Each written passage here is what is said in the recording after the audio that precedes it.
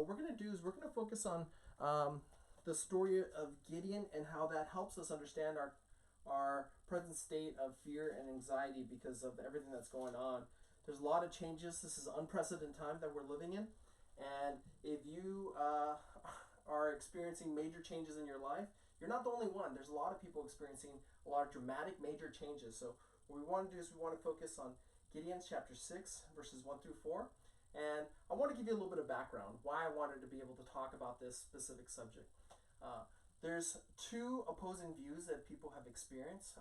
One of them is, oh, well, all you have to do is believe in Jesus and everything's going to be okay. Just live your life the way you typically do. Don't you trust Jesus? And then there's the other section where fear and anxiety has completely paralyzed a particular other group that I know, and they don't want to do absolutely anything. They've gone so far as quitting their jobs. They have isolated themselves in the home.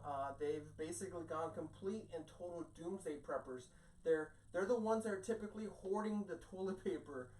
They're the ones that are typically buying up all the water. They're the ones that cause a lot of chaos in the store. So there has to be a balanced middle where it's not the carelessness or the over anxious hoarding group. There has to be a happy medium, and I think we find something like that in the story of Gideon. So what we're going to do is we're going to go to Gideon chapter 6 verses 1 through 4. It says here, the people of Israel did what was evil in the sight of the Lord, and the Lord gave them into the hand of Midian 7 years, and the hand of Midian overpowered Israel. And because Midian, the people of Israel, made for themselves the dens that are in the mountains and the caves and the strongholds, and whenever the Israelites planted crops, the Midians and the Amalekites and the people of the east would come up against them, they would encamp against them and devour the produce of the land as far as Gaza, and leave no sustenance in Israel, no sheep or ox or donkey. So the situation that they were in was actually quite particular. You see, they were oppressed. They were over anxious. There was no toilet paper for Gideon to get in the stores. You see, there was no water for him to purchase. And before he even could get to the stores, a lot of the shelves were actually empty because there was nothing left for Gideon. A little bit of background. The reason there was no resources and anything for Gideon is because they were being oppressed by a particular people group, the Medians. They were long descendants from them. They actually come from the Abraham lineage also. So it was essentially they were being oppressed by their local cousins, and they would come and take all their resources, their grain, their wild animals, and the Israelites were weaker and they couldn't defend themselves. They couldn't fend off. So this is the situation that we're in.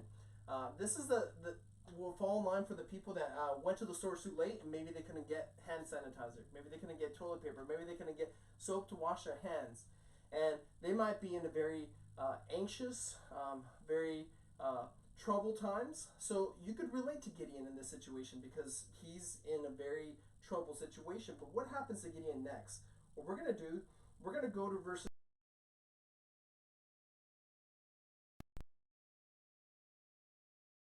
And we're going to see how God responds to Gideon in his particular anxious state. So it says here in verse 11, it says, now the angel of the Lord came and sat under the terebinth of Opera, and belonged to Joash the Abiezrite, which is the son of Gideon, was beating out wheat in the winepress to hide it from the Midianites. So here he is, Gideon. He's getting grain, he's getting resources, but what he's doing is that he's actually hiding out. He's trying to get these resources that's important for him and his family. And notice in verse 12 what happens. It says, and the angel of the Lord appeared to him and said to him, the Lord is with you, O mighty man of valor. Now, what's interesting is that Gideon was hiding out under a tree, getting resources in fear for his life, and God comes into his life and he calls him a mighty man of valor. Now, that is particularly interesting to me because God is speaking a present reality that is not real to Gideon. You see, God is telling him to be brave and to be able to overcome the situation that he's in, but he's not telling him, hey, listen, Gideon, stop being anxious. Hey, listen, Gideon. He doesn't give him all those normal platitudes. He doesn't say, hey, listen, Gideon, calm down. Oh, hey, listen, Gideon, don't be scared. What he's doing is he's speaking a complete new reality into his life. And I think that that's what's most important for us right now. God has given us a choice of what present reality to be in. Are we going to be in the reality where we are in a tough situation? We are in unprecedented times. We do have a lot of people losing their jobs. We have a lot of people in fear of going to work because of the dangers at their job site. There's essentially no escaping the reality and the fear that we're in. But God doesn't say that your fear is unrelatable. It doesn't say that your fear isn't real. What it is saying to you, and this is that's really important, what God is saying here is he's not saying don't diminish your present reality. What he's saying is believe in a greater reality that overarches your present reality. God is not saying that they're not really being oppressed. What God is saying here is that he wants them to believe and accept a greater reality. And what would be the greater reality here? The greater reality is that God is giving them a token, a belief that there will come a time when they are going to overcome. So God has given them a greater reality, and that's what I really want to focus on. God gives us a greater reality in our present situation that we're in. Yes, we are in a time where this terrible disease could put the people that we love and care about in danger. It could affect us economically, and that's the present reality that we're in, and we're not going to completely disregard that. What we're going to do is we're going to choose to live in a greater reality that despite of the fact that we're in danger, despite the fact that we are in economical hardships, that we're going to believe that there's a greater reality, which is the reality where God is going to help us through this difficult situation. And this is the reality that God is offering him.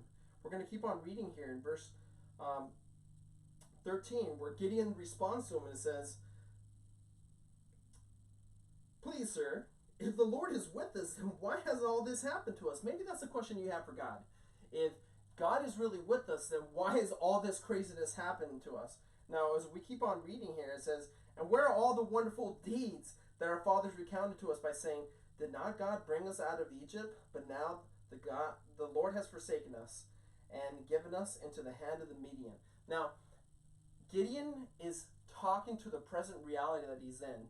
So God gave him a different reality to be able to focus on, overarching reality, but back into his anxious state, complete anxious state. God's response here in verse 14, he says, "The Lord turned to him and said, 'Go into the might of yours and save Israel from the hand of Midian. Do I not send you?' He said to him. 'Please, Lord, how can I save Israel? Behold, my clan is the weakest in Manasseh and the least of my father's house.' The Lord said, 'But I will be with you, and you shall strike the Midianites as one man.'" Now, this is what I want to focus on here specifically. God said, "I will be with you." He did not say that the Midianites were not going to be there. He did not say that the coronavirus was not going to be there. What he said is that he would be with us through the midst of this mess. But your anxiety could actually keep God from being with you in this present reality. God's not saying don't be scared. God's saying give me this fear. God is not saying, listen, avoid feeling pressure or anxiety over everything. What God is saying, give me the overarching picture of what could potentially happen and trust in my goodness and let that be your guide. He's not saying don't go buy food because you'll be taken care of. It's interesting because someone wrote in the back of their car, and I said this last time, I wish people trusted Jesus as much as they trust hand sanitizer.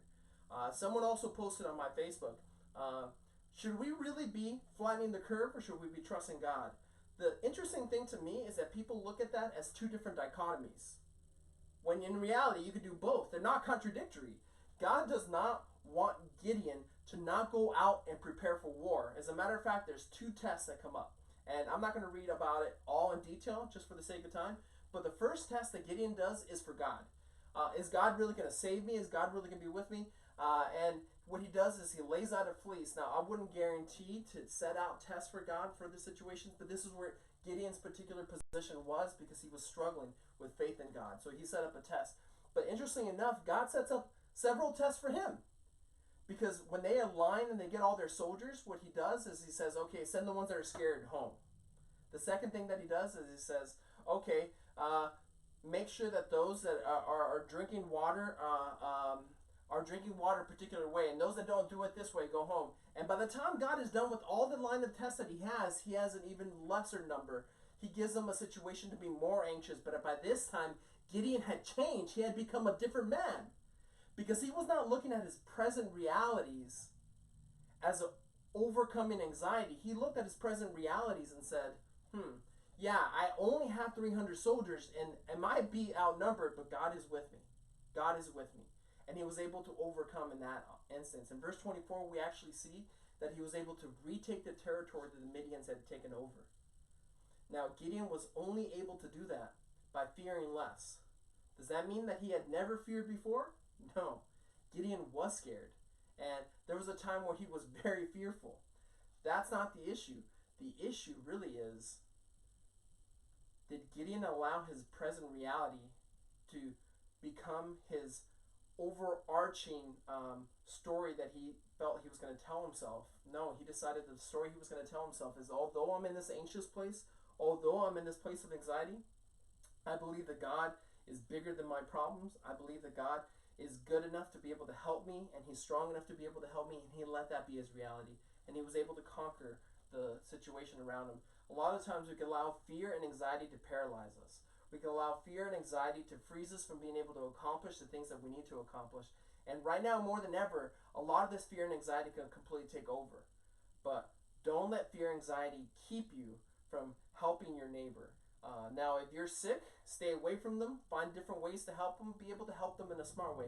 But don't let fear and anxiety keep you from being a good person when you go to the store. Don't let fear and anxiety keep you from hoarding goods that other people might possibly need. Don't let fear and anxiety keep you from connecting emotionally. We might be socially isolated, but we are not emotionally isolated. Reach out to those that you care about in your community. Ask them how they are. Talk to them on the phone. Connect with those in your local church that you haven't talked to in a while. Check on them to see how they're doing.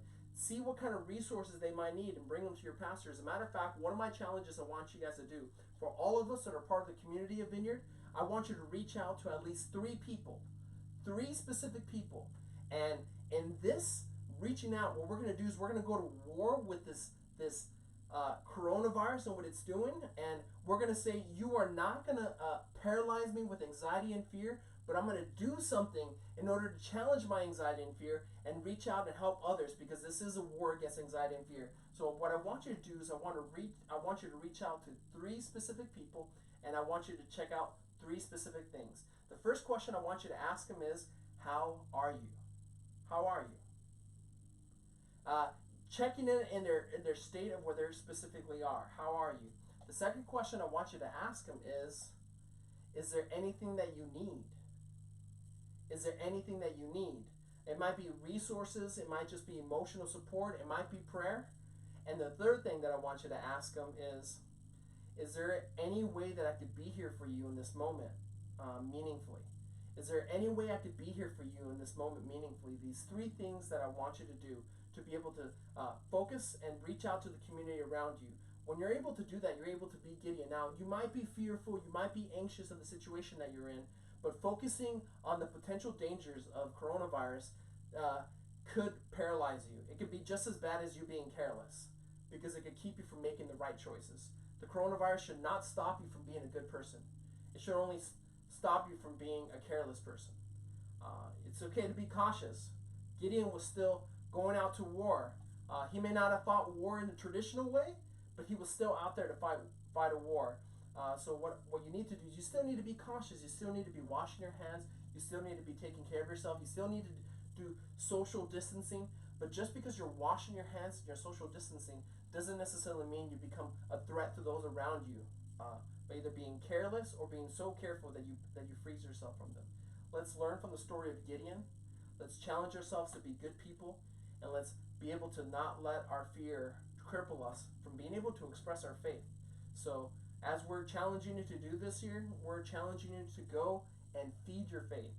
Now, what we're going to do is we're going to focus on, I don't know how long we're going to be live streaming for, but we're going to be learning as we go through it. Every step of the way, we learn a couple things. I realized so many things that we need to do, and I promise you that we're just going to keep on getting better. So if you want to keep continuing to join us in our live streams, we're just going to keep on getting better and better. We're going to focus on newer things that we could do. But if you want to know what these 3 challenges are, check us out later on our notes. I'm going to write out the 3 challenges that I set for you guys, and I'd love for you guys to join us again. And remember, the 3 challenges is to go out and reach. How are you? Is there anything that you need? How can I be with you in this time of anxiety? So I hope you guys are doing great. I hope you take this challenge to take care of the community around you. And I hope that you continue to feed your faith in this time that could really cripple us with fear.